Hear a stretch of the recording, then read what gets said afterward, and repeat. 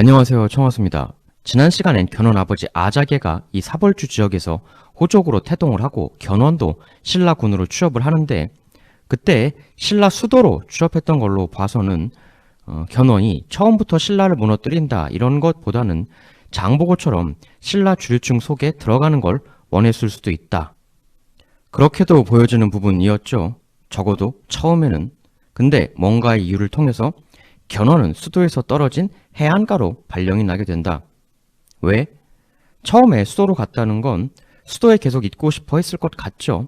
근데 여기쯤 어딘가로 발령받아 갔다. 삼국사기에 이렇게 인사발령 내용이 나와 있죠.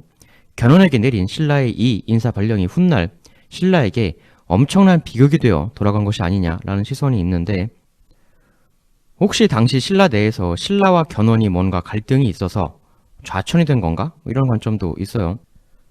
혹시 만일 좌천이었다고 하면 이 일을 통해 견훤이 과거 장보고가 신라 주류들에게 느꼈던 것과 비슷한 배반과 분노를 느꼈을까?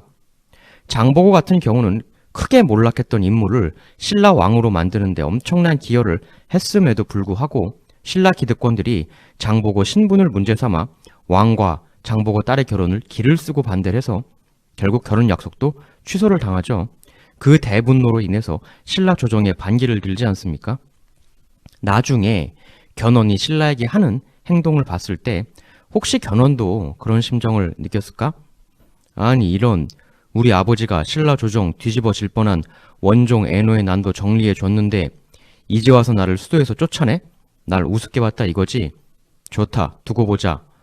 혹시 이랬을까라는 썰이 있는데, 반면에 아니다, 그런 좌천 성격하고는 전혀 상관없는 그냥 보통의 인사 발령이었다 라는 관점도 있죠.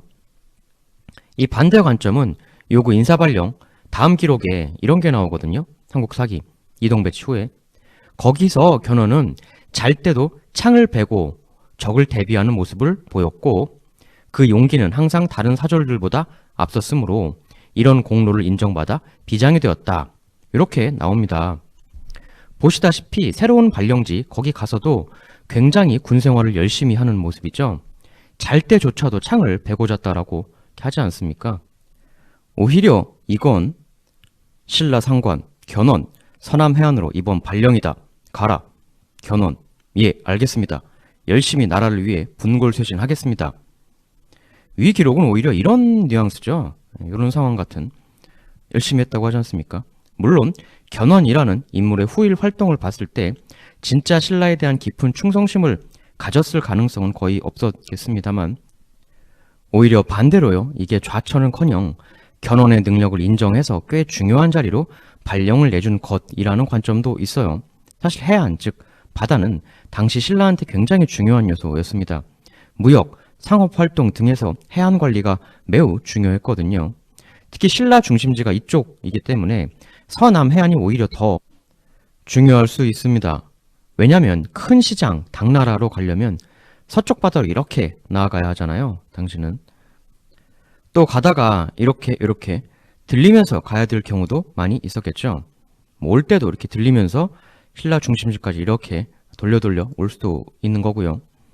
따라서 서남 해안은 여기 신라에게 있어 너무나도 중요한 이 서쪽 해양 무역을 지켜주고 관리하는 매우 중차대한 포인트였을 수 있다. 또 그러한 것을 더 넘어서 신라로서는 너무나도 간절하고 절실한데 잘 관리가 안 되는, 그러니까 관리는 너무나 하고 싶은데 역부족인 그러한 과업 포인트였을 수도 있습니다. 여기 해안 관리가. 그거라면 오히려 정반대석으로 우리가 할 수도 있는 거죠. 견훤이 단순한 낙하산이 아니라 오히려 능력이 너무 출중해서 신라로서는 정말 관리하기 힘든, 그러나 너무나 중요하고 잘 관리하고 싶은 그런 과업을 견훤이어서 그에게 맡긴 것이 아니냐라고 볼 수도 있겠습니다. 어떤 게 맞는 관점인지는 견훤의 향후 움직임, 활동 방향을 보면 알 수가 있겠죠. 여하튼 기록으로만 보면 견훤은 이 인사 발령을 기꺼이 받아들이고 아주 열심히 복무한 걸로 보입니다. 다만 견훤이 후일 신라에 대해 보이는 태도를 봤을 때 이게 지금 정말 신라를 위한 충성 노력일까? 그건 의구심이 안 들 수가 없죠. 아마도 이때 군 생활을 열심히 한 건 신라 군에서의 활동을 바탕으로 해서 자신의 세력을 키우기 위한 그런 동기가 아니었을까라고 보이기도 해요. 훗날을 생각해보면. 보시다시피 비장이 되었다. 좀 높은 자리로 올라갔다라는 거죠. 높은 자리로 가면 본인이 지휘할 수 있는 병력도 생기고 또 좋은 명함도 생기는 것이니까요. 어느 지역이든 해당 지역에는 그 지역의 토, 유지 세력들이 있을 거지요. 야심만만한 견훤이 그들하고 친목을 교류하려고 할 때 그래도 저 그냥 일반 병사입니다. 이러는 거 하고 저는 이쪽 뭐뭐뭐 관할 구역을 담당하는 비장 견훤이요. 이러는 거하고 교류하는 것 자체가 전혀 달라지죠. 게다가 견훤에게는 사벌주 지역의 강력한 호족 아작의 아들이라는 그러한 백그라운드도 있습니다. 혹시 아작에가 신라 조정을 후덜덜하게 했던 원종 애노의 난을 어떤 식으로든 정리한 사람이라면 비장이라는 명함이 설사 없었다고 하더라도 아니 견훤? 그 유명한 아작의 아들? 신라 어디를 가도 현지 유지들의 강력한 주목을 끌 수 있는 인물이었을 거예요. 어쩌면 신라군에서 젊은 나이에 빠른 승진을 할 수 있었던 것도 일단 기록에는 견훤이 용맹해서 그리고 창을 베고자 할 정도로 열심히 해서 라고 나와 있지만 그게 전부가 아닐 수 있죠. 아버지의 후광이 있었을지도 모른다. 사실 우리가 근본적으로 의아한 부분은 견훤 아버지 아작에는 이렇듯 사벌주 지역의 대호족인데 왜 아들 견훤은 멀리 떨어진 후백제 지역에서 추 왕이 되었느냐. 그래서 사실 삼국사기 기록과는 달리 견훤의 원고향이 사실은 후백제 지역이다. 뭐 이런 이야기도 많이 있는데요. 그게 이제 이때 이렇게 여기 취업과 인사 이동 발령을 받으면서 이 해안 지역에서 뭔가 새로운 것에 눈을 뜬 것이 아니냐 견훤이. 아무래도 일단 삼국사기에 견훤 고향으로 나오는 사벌주는 내륙 지역 아닙니까? 근데 신라 상부의 명령에 의해 해안으로 가게 되었단 말이죠. 거기서 복무하면서 해상 무역의 놀라운 가치를 깨닫게 된 것 아니냐. 예나 지금이나 바다를 건너는 무역은 엄청난 이윤을 가져다 주죠. 잘만 하면. 하물며 이때는 그 이윤이 지금보다도 더 어마어마했을 수도 있어요. 왜냐면 당연히 지금보다 왔다 갔다 하기가 바다를 건너서 훨씬 그때가 힘들었을 것 아닙니까? 아무나 쉽게 할 수 없는. 지금이야 뭐 나라 건너서 이렇게 나가는 걸 쉽게 다들 하지만 예전은 아니었죠. 하여 해상 활동을 통해 어마어마한 부를 축적하고 그 부를 바탕으로 그 사업을 한 이들이 호족화 되어 가는 걸 견훤이 군복무를 하면서 봤겠죠. 견훤 아버지 아작에가 처음에는 농업에 종사했었다라는 기록도 있고 뭐 그의 주 활동지 내륙 아닙니까? 견훤 집안이 처음에는 농업 기반 호족이었겠으나 견훤이 해안 지방으로 발령받아 가면서 야, 또 다른 세상이 있구나. 왕건 집안도 해상 활동으로 엄청난 부를 축적했던 거잖아요. 나중에 견훤도 왕이 되고 궁예도 왕이 되죠. 근데 우린 이거를 궁예가 뛰어나서 견훤이 뛰어나서 그들 두 사람이 중심이 되어 건국을 이끌었다. 이렇게만 생각을 하는데 그게 틀린 생각은 아니지만 그건 역사의 한쪽만을 보는 거죠. 늘 우린 한쪽만 보는 트레이닝만 받아와서 그렇게 밖에는 시선을 못 가져가는데 주변 사람들이 주변 세력들이 견훤을 궁예를 옹립했다. 이렇게도 볼 수가 있어요. 견훤과 궁예가 주변 사람들, 주변 세력들이 원했던 걸 들어주는 정책적 방향성을 제시해 주었기에 왕이 될 수도 있었던 것이다. 해상무역 등등으로 해서 큰 부를 쌓은 신흥 호족들은 골품제 등등으로 꽉 천장 꼭대기가 틀어막혀 있는 신라가 너무나도 답답했겠죠. 궁예가, 견훤이, 왕건이 신라를 무너뜨렸다기보다는 새로운 신흥 거부 호족 세력들이 기존 신라의 신분 제도를 뛰어넘어 한 단계 더 위로 솟구치고 싶어 했기 때문에 신라가 망한 것이다. 이렇게 구조적으로 봐야 하는 거죠. 이들은 신라보단 견훤 궁예가 본인들 이익에 더 부합하는 정책 방향성을 가졌으니까 이들을 밀은 거예요. 다만 나중에 또 이들보다 자신들 이익에 부합하는 새로운 지도자가 나오면 또 언제 그랬냐는 듯 싹 바꿔서 그 새로운 사람을 미는 거고 나중 일이지만 견훤과 궁예가 그래서 위기를 또 맞게 되는 거죠. 822년 신라에 대항하여 일어났던 김원창의 난 다 아시죠? 견훤이 867년생이니까 큰 시기 차이가 안 나잖아요. 그 김원창의 난이 한때 장악했던 곳이 딱 이 지역입니다. 구백제 영역이죠. 우리가 흔히 김원창의 난 하면 김원창 개인의 한, 아버지가 거의 왕 되는 거였는데 왕이 못된 그것에만 집중을 하지만 역사는 영웅에 의해서만 움직이는 게 아니라는 거죠. 김원창의 난은 동시에 구백제 지역이 신라의 반기를 든 것이다. 이렇게 볼 수도 있는 거예요. 특히 김원창은 본인이 신라 왕이 될 수도 있는 혈통임에도 불구하고 아버지가 거의 90% 왕 됐다가 밀려난 사람이었지 않습니까? 그런데 난을 일으키면서 내가 신라 왕을 하련다 라고 하질 않았어요. 아예 구백제 지역을 장악하고 국호를 장안국이다 라고 하면서 신라와는 다른 별도의 나라를 세웠습니다. 이것은 김원창의 난이 김원창 개인의 니즈로만 진행된 게 아니다 라고 하는 하나의 상징일 수가 있는 거죠. 그 이면에 깔려있는 니즈는 백제의 부활. 그러면 사람들이 왜 백제의 부활을 원하는데? 경제적 이유죠. 분리를 원한다 할 경우에는 그 이면에 있는 건 상당히 많은 경우 경제적 이유가 있습니다. 당시 상황상 바다로 나가는 게 이쪽으로 나가는 것이 이쪽보다는 이익이 더 여기가 많을 수밖에 없잖아요.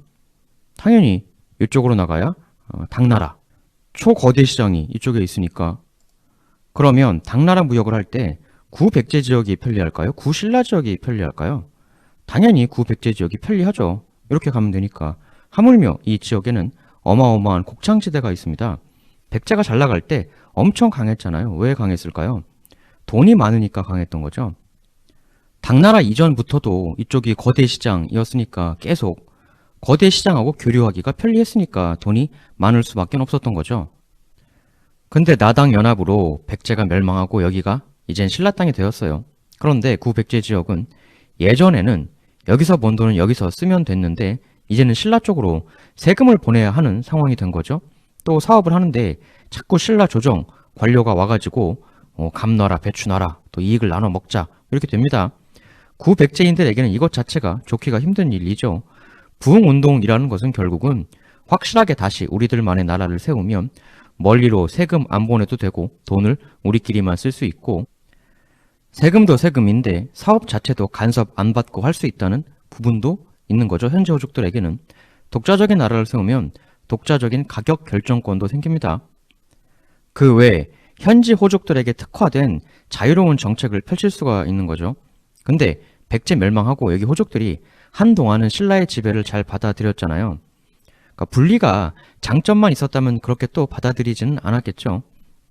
통합이 좋은 점도 있습니다. 무조건 분리가 유리하기만 했으면 애초에 백제가 망하지도 않았을 수 있어요. 애초에 백제가 왜 망했습니까? 의자왕의 방탕으로? 그건 너무 단순한 거고 보통은 의자왕 즉 백제 왕실과 백제 호족들 사이가 벌어져 균열이 생겨 나라가 약해졌다라고 하는데 그러면 그러한 균열이 왜 발생했냐는 거죠. 기존에 이쪽 거대 시장하고 교역하면서 돈을 벌었던 호족들 입장에서는 당이라는 거대 시장하고 척을 지고 대결을 벌리는 백제 조정 왕실이 마음에 들었겠습니까? 오히려 백제 왕실이 우리 밥줄을 끊는다라는 느낌을 받았을 수도 있죠. 현 왕실이 주요 시장하고 척지는 왕실이라면 굳이 그 왕실을 옹호할 필요가 없는 겁니다. 호족 입장에선. 차라리 당나라랑 친한 신라가 와서 다 먹어주는 게 그들한테는 유리했던 겁니다. 당나라 프렌들리, 친당 정부가 들어서면 대당 비즈니스가 더 좋아질 거잖아요. 그러한 이유로 해서 백제 내 막강한 부를 갖추고 있던 상업 호족들은 굳이 백제를 위해서 결사적으로 저항해주지 않고 그냥 새로운 신라를 아주 마음엔 안 들지만 그럭저럭 받아들였던 것이죠. 이게 계백이 매우 적은 병력을 가지고 최후의 항전에 나설 수밖에 없었던 근본 배경 중 하나였던 겁니다.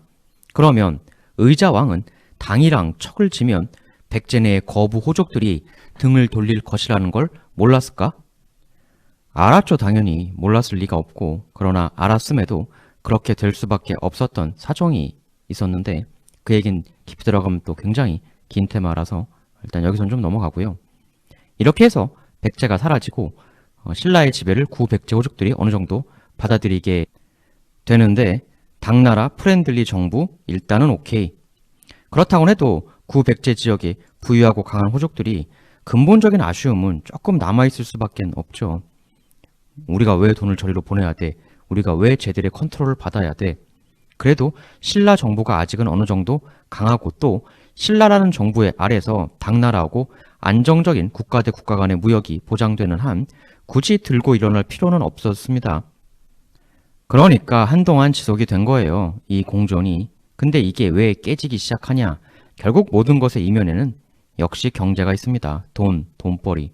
돈벌이의 지장이 생길 때 연결끈이 끊어지는 거죠. 지금 우리가 현재 지금 이야기를 하고 있는 건 800년대 중후반 이야기를 하고 있지 않습니까? 근데 약간 시간을 되돌려서 대략 그 100여 년 전에 당나라에서 무슨 일이 벌어집니까? 이 거대 시장에서. 알록산, 사사명 다 아시죠? 그 유명한 안사의 난이 일어납니다. 안사의 난이 755년에서 763년 이렇게 일어나는데 이 난이 당나라에 끼친 피해는 정말 상상을 초월했습니다. 기록에 따라서는 당나라 인구 집계가 난 이전에는 5천만 명으로 집계가 되던 게 난 이후에는 1,600만 명으로 집계가 된다. 뭐 이런 기록도 있어요.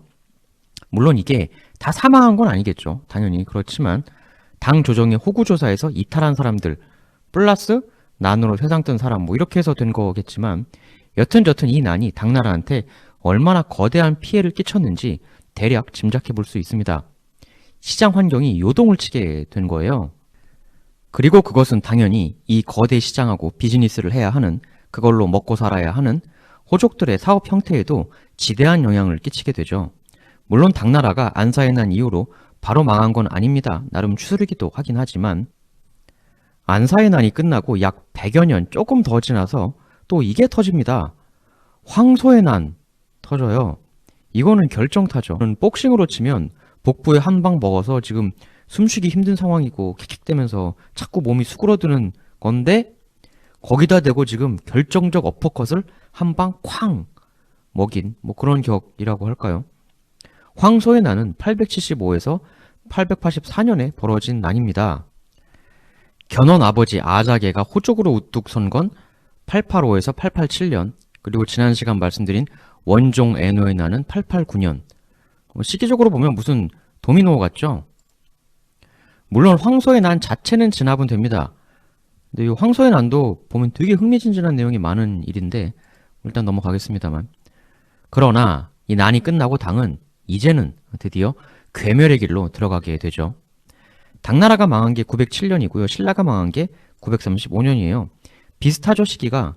보통 나라가 망할 때 보면 경제적으로 크게 관계를 맺었던 시장이 아수라장이 나면 그 시장과 깊은 관계를 맺었던 나라 역시 조금 시간이 흘러 같이 무너지는 모습이 많이 보입니다. 거대한 난을 겪으면서 당이라는 정부는 각 지역에 대한 컨트롤 능력을 매우 크게 상실하게 되죠.